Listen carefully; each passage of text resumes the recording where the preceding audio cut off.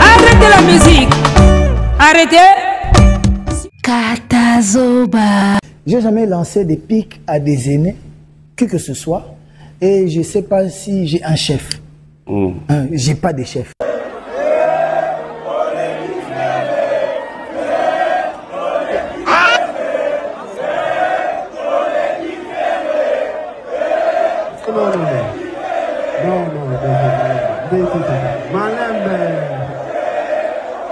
Papa tozana ba fête bana Noël tibo nani obetite ndenge nini ba mona kyote elongino zo bangisa ba tuto ndenge comment ba inviter ote ata na fête mo mariage oyembata tuma inos bia kenda imbuka mo ba beti ozo ke batu bazobeta yo zo beta te pona nini tozana ba fête ozo beta te pona nini Héritier Watanabe Totorino ya tembe ayeli bato yo bazobeta te na ba fête oyo. Mesdames, messieurs, topesi bino mbote, bozolanda Bollywood TV, ezali bongo Katazoba, la chronique Intello, animée par Eagle Woman, la gourou de son temple, la maman des aiglons. Plaisir y a trop, koyeba ki boza de partout, na ba continent ebele, na ba pays ebele, na ba ville ebele, kolanda biso, en tout cas, toza wanaka pona bino, et soyez là aussi pour nous. Restons ensemble, il n'y a pas de souci.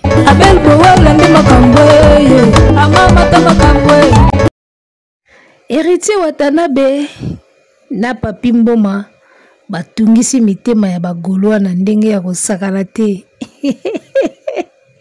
Chaque sortie médiatique ya Wata golwa zwaka trouble. Toyebaka te eloko nini yango ezosala ndengo wana. Alors côté mususu pe en dehors, il y a papi mboma na Héritier Watanabe na B1. Côté mususu tomoni Gali Garvey concert en plein air na terrain Bouddha na Tchangu. Tomoni ndenge public eza koganga oleki ferry. Bazobele la Gali Garvey oleki ferry. Vous comprenez? Alors, c'est de ça qu'on va parler, mesdames, messieurs. Et to bandana nuna Gali Garvey avant to kota na Héritier Watanabe. Bandeko babolingo. Omoni makamususu soki evandi nango elali nango pongi. Botika nango place elali nango pongi evanda nango calme. Bola musaba makamusu te. Omoni. Alors, Gali Garvey, sur son podium, na Tchangu kuna zobeta concert, public ezo ganga oleki ferry. Et là, on a moni ya malamu te. Et pas ya Gali Garvey, c'est-à-dire que tant que public azo ganga, on dirait qu'il a pris plaisir dans ça. C'est comme si Gali a pris plaisir, ya batuba ebiseye ki aleki ferry.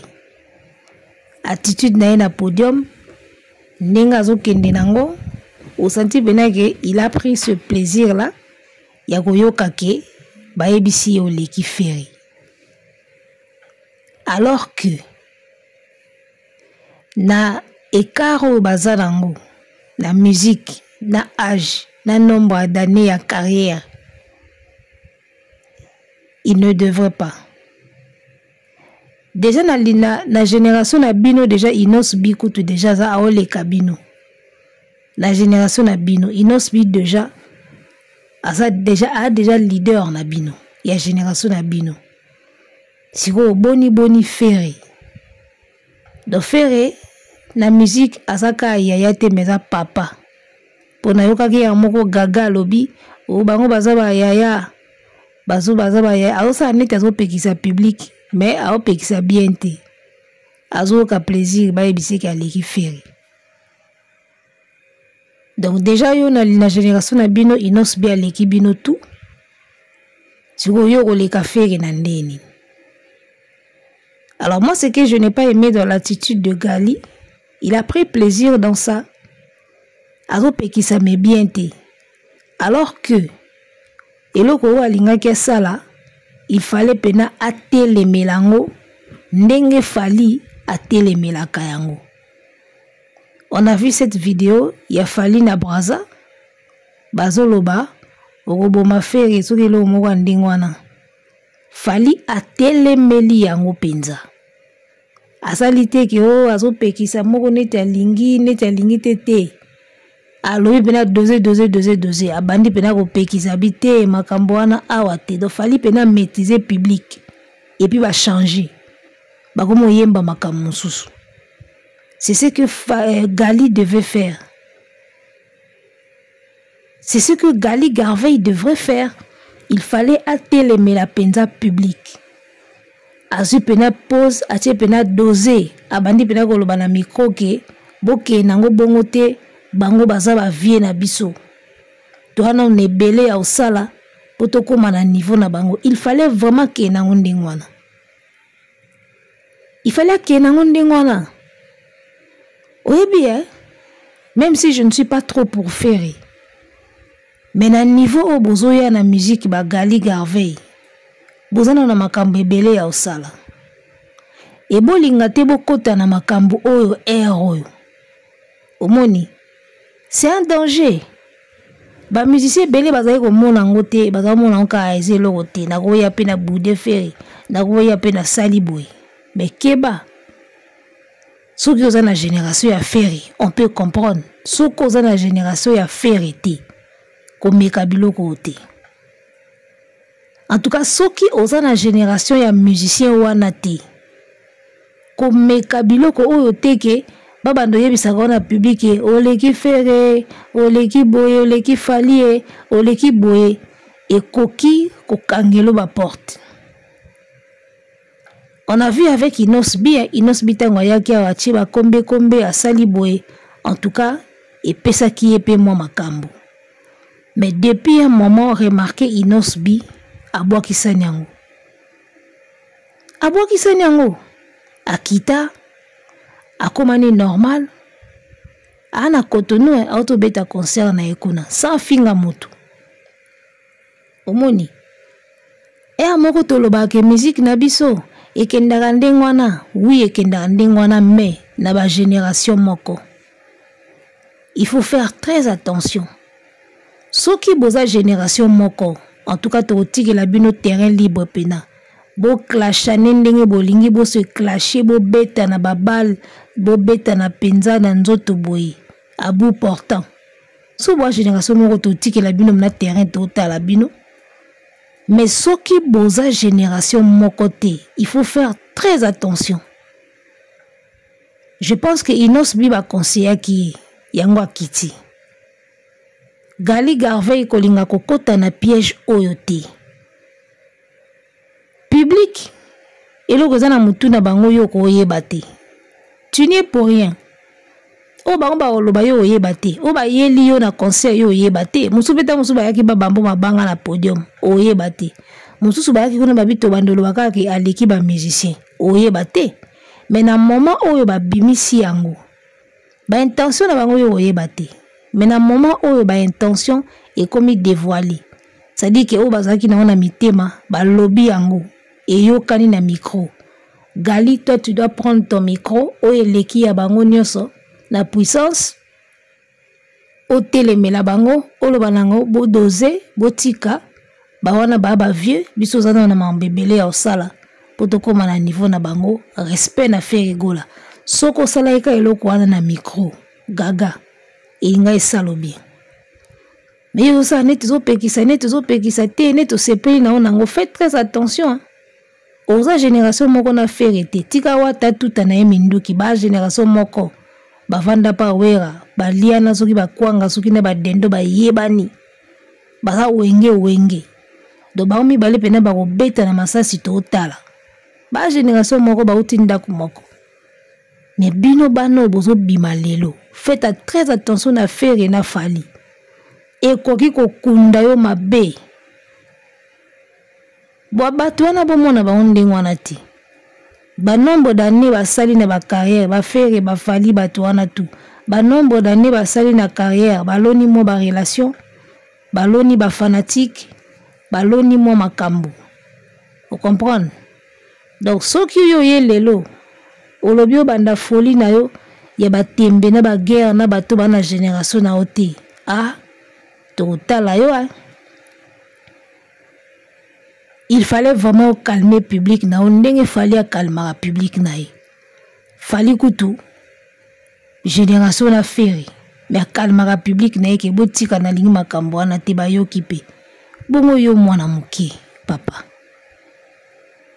ok nango bien te il fallait vraiment téléméla prochainement ce qui se reproduire na concert na yo ce qui se reproduire prochainement zwa pena autorité na micro téléméla public batika eko même place moko te eko créer ka ba ennui pamba bino bozo sala ba bozo créer ba fan base na bino moko mais ba fanatique ya ba faire na ba fali baza déjà moins nombreux donc quelque part boza pe na besoin ya ba soutien na bango kana concert na yo wana otuna ki ba golo ba tombola misapi ba tombola kiti ba warrior ba tombola ki concert ya yo mais bato ba tomboli misapi n'habite sur concert na yo wapi mais je pense que daki na concert na yo bato batondi na terrain boy balobi ba golo ba tombola maboko ba golo ba tomboli ba warrior tombola ba warrior ba tomboli na concert na yo je crois. Tu t'imagines? Donc, Batouana, Bozan a besoin. Il peut y avoir un ndambo ba fanatique na bango. Concert nyoso borobetaka, ezala ba yo, ezala ba gaz mawete, ezala ba rebo. So bolibo tuna kake warrior aza, golo aza, bomona batu moi 5-10 misapi moko etelema. De ce qui veut dire que ba fanatique ya Batouana, ya moko pe balanda abino. Soko komo ke nango boye, ba olinga ba lâcher. Alors, ils ont bien été pour la moto, ils ont un décollage de carrière. Ils ont vraiment quitté côté. Et puis, bah clash, ils ont na mamba musique. Il faut y avoir clash. Ils ont deux résultats. Et comme Matiso, comme Eko Kitiso et Silicio. Il faut ce qu'on y ait nani au clasher. Ils ont un clash où ils salapé bateau. À clasher et s'allier. Bah, yebani et foulier. D'accord? Clash. Après ça, il y a un clash pour essayer de pe bateau. Au clasher Moutouboé, nous aussi marqué place à Mabé, au limo au bungi. Donc il faut faire très attention dans le clash. Alors à mon humble avis, moi je pense que au clasher musicien au besoin de génération mon côté, mingi et à qui côté. Et so bois génération moko ça va, mais so bois peine génération mon côté. Et moins compliqué, bah clash wana. Donc voilà, c'est ce que je voulais reprocher à Gaga. Il fallait vraiment aux autorités liboso ba fan au pekisa bango penza ba doser na ndenge ya lukuta te na ndenga solo. Pour yo doser bango na moi hypocrisie. Vous comprenez? O doser bango ndeye moni moi si so ka zo boya ya lukuta. Ndenga salaka. So mobala zo ebise siko atokende te na bonanga. Na bonanga mezaka wana. Yo zo boya.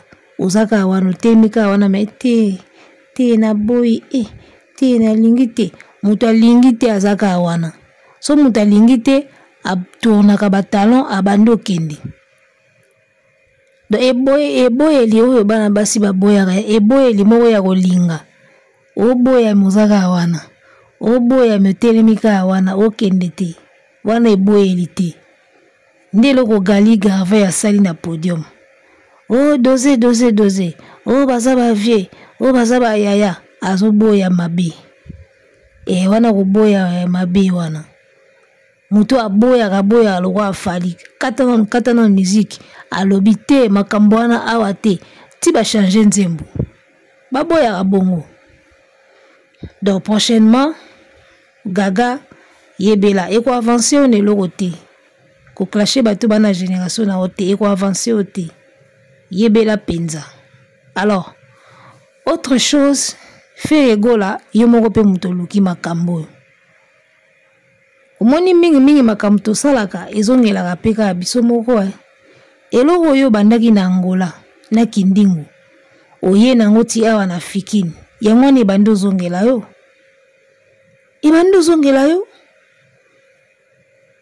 Moi je pense que le système oyo ya public efingaka musicien mususu soki baye na concert.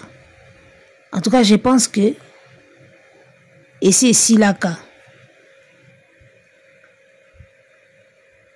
likambo ya public pena efingaka musicien mususu na ba concert a bato et dozaka to comme pena na période mo boye ba stade betami awa na moni place bato bagangite banini so betami babloke bele betami na Congo omona public azoganga ne makambo wana te de c'est silaki nango et dozaki nango sikotanka affaire ye betango na Angola a betango na Fikini elamuki Congolais palinga omona te elamuki siko kolamuki elamuki e bando zongelao.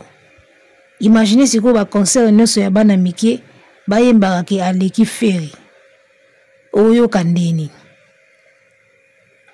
nyonso ka yo mto lamusi makambo do ye bena na public olobi nini otuni bena public elobi ba rido pamba yo peso oyembi yango eloko ane bando zongela yo izongeli yo ya to baka soyo bwaki likolo ezongaka na misu na omoko eloko esalami na concert a gali wana ezongeli yo do yo mto fungoli système ango susu po ezonga boy système ba fanatique baganga ka ba clasha ka bato na ba concert yo moko moto démarrer loko wana héritier beti na kitambo toyoki elo moko bongo te wata abeti pena en plein air na kitambo toyoki elo mo ya bongo te yo kebeta ka na Angola otuti oye na Fikini otuti. Alors lelo soki omoni ke makambo elamuki lisusu do yebaka yo mutu za auteur nango yo pena mutu za na auteur ya makambo 2024 mobimba bandi na ndenge ezosila musicien oyo azongiseli biso makambo ya ke ba public ba bana koyembaka bakombo ba musicien mususu ezaka yo so to fuye ba concert tout ebetami na ne oyo to mona onka na ba concert nao ya mwana sikoyo ezongeli yo pe na ya Gali Garvey bagali babeti ba concert ba inos bi babeti ba concert na ba terrain ba GD ba lemba babeti ba Aqua Splash to moni eloko bongo te ba rebo babeti ba Aqua Splash ba gezi babeti ba Aqua Splash awa to moni eloko bongo te yo moko petango betaki Aqua Splash to mona ki eloko bongo te mais remarquez tant ka oyo sala ngona Angola osala ngona Fikini elamuki yango siko babeti yango pe na concert a Gali Garvey siko olobani yo mo muto la musiango. Alors parlons de Héritier Watanabe makambo ka toloba yango Héritier Watalobaki na émission à Papi Mboma qui respect pesa la réciproque respect il faut ça réciproque mukolo ko respecter leki pour leki pe ke a respecter yo omoni eloko wana zaki na torte parce que so talika ka eloko o esalami na concert a Gali o comprendre ka ke mukolo mutabandaki yango alibana mike pe siko bakoti na kati respect il faut ça réciproque yo mukolo ko banda buzoba te po bana mike so bakoti na buzoba wana et sopa yo aussi la na maele aussi la maele ba goma lo bango na ba Gali ba lo bien ba inosbi si e goma rebo beta concert boy rebo leki feri e koma sko ko sopa yo po nini po yo moko mukolo o bandai ba jiwana ya omoni Héritier Watanabe ya moko boy pe totorinyo akoti la pe bino esprit bana mitu pasi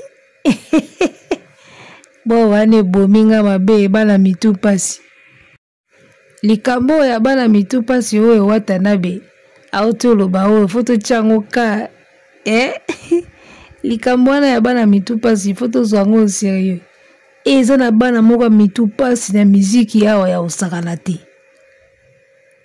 bata mitu pasi pe na miziki bazako dozoka pena ke akompona elo te ozo expliquer pena ke tactique déjà eza boye mais akomaka te bana mitu pasi pena bana miziki bana neza mitu pasi oyo eloko futo zwango sérieux bana mitu pasi. Il faut vraiment que tout bando benga bango bana mitu pasi ne wata bengi bango. Po baza pena mitu pasi. Yo yebi makambo ya kosala musique eza betande. Vous comprenez? Betande sala banzemba bien. Eyemba batu bayemba ndenge bayembi banzemba fali na Libreville. Tolobelango na prochaine émission. Banzemba fali na Libreville ezo yemba ma on dirait public à kota studio tonine. Public à côté lo studio tonine.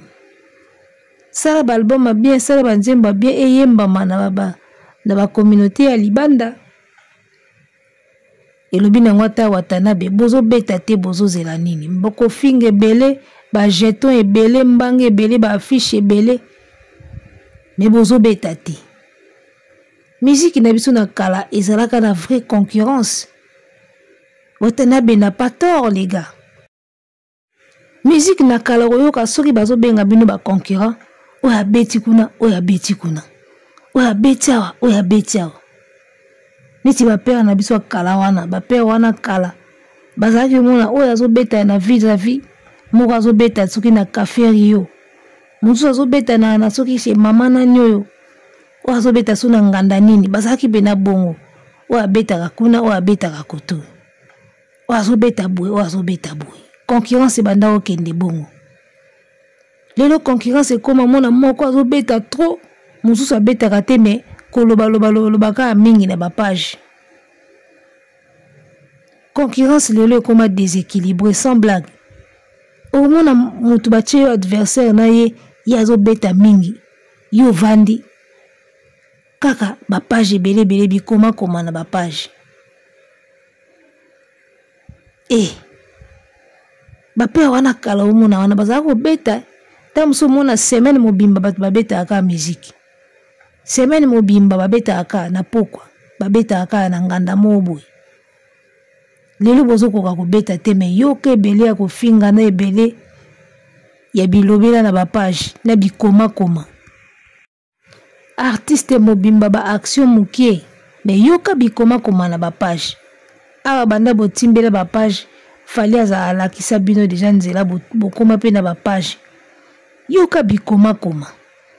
Il est l'artiste qui a fait ceci. C'est lui l'artiste qui a fait ça. Mais mon avandaka place moko bouger raté. Ba page ezo koma kaka. Donc pona bango soko osale loko te, ba page ezo koma nde makomi wana ebongwami kosala. Non? Quand tu ne fous rien, ata ba page est commis 1000 fois.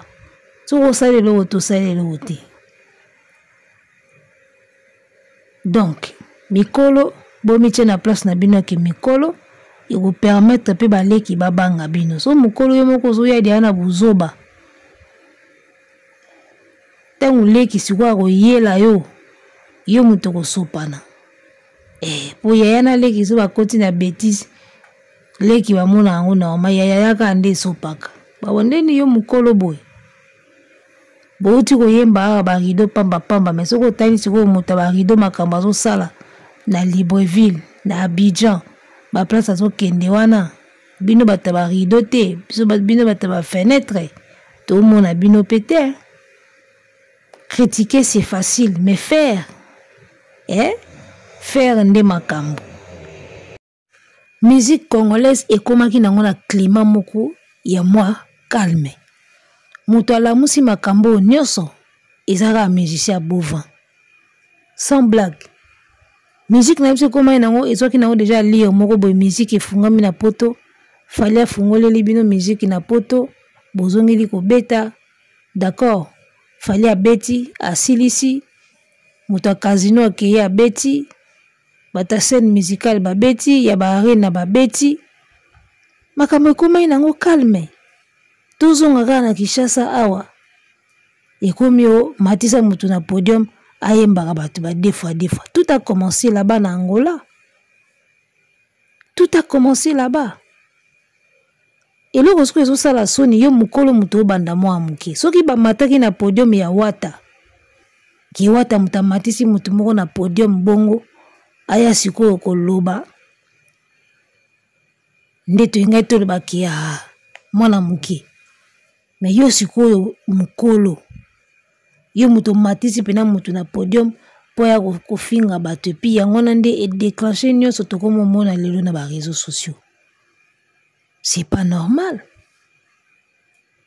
Soki oza mokolo continue kozala mokolo eza te ke soki oza mokolo leki ya manke yo aliye soki ofo kita ti na niveau ya se mpo bamanke yo fali ye wana bofingaka eti bofingi fali ane mobimba banda janvier ti décembre me botikali koyoka te na podium ya fali eloko moko boye baadresse eloko moko pa motu boyoki yango te ane mobimba bofingi fali nini bofingi fali te ane mobimba tozonga pena ba image ya banda janvier 2024 tinde tokoti na décembre oyo eloko nini bofingi fali te nini bofingi ye te deux fois nini susu faux chanteur danseur autotune nini bofingi te ane mobimba siko moto bofingi ane mobimba amateli bino mutu te na podium po ya koloba na bato makambo kaka bino po motema esuki bino yango wana fo bomata bato na podium à 2 reprises po baya koyembaka makambo ya bêtise na podium. Quand Kindingo chante Mutakala, Lata coupé, Nakolata te, ça sonne déjà pas bien à podium. Même si azo conseiller Wata, même si azo lobana Wata, Kombo wana déjà na podium et sonné qui tourte. Donc un artiste qui se respecte, a kotika jamais Kombo a bongo tangama na podium. Ato ko clasher mutu. Lukela ya telo ko mususu. D'accord. Boaka attaque ba faux chanteur, ndenge bo mesana. Mais koloba ke Mutakala lata coupé na podium déjà sa propreté.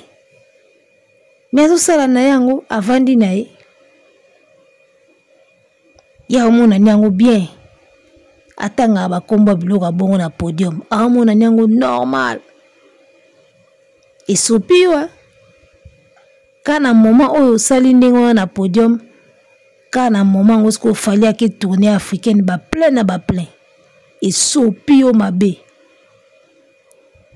kanda yu arena mutu ezangi sio maîtrise bofingi fallait ane mobimba tikalo matza mutu na podium te po finga yo siko trouble ya yu arena nde sali o pasi eloko bene sali o bongo za yu arena choc wana ya yu arena yango tinde bena bia il faut na fingi kaka si o fingi mutu na momango tala ba date place to azobeta ba plein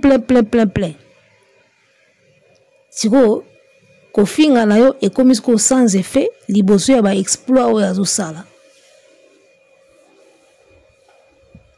obakeli mutu jeton na fikine akika Côte d'Ivoire wa toi na actualité africaine yango elali ozobeta na boîte ezoyoka na kutu te miso batu to ekomi braqué na Côte d'Ivoire na Libreville ba plein fali azosala kuna que de plein bongo niveau batu bazoyemba banzembo tuso fali atika mikobo na Libreville mais chorale ekosati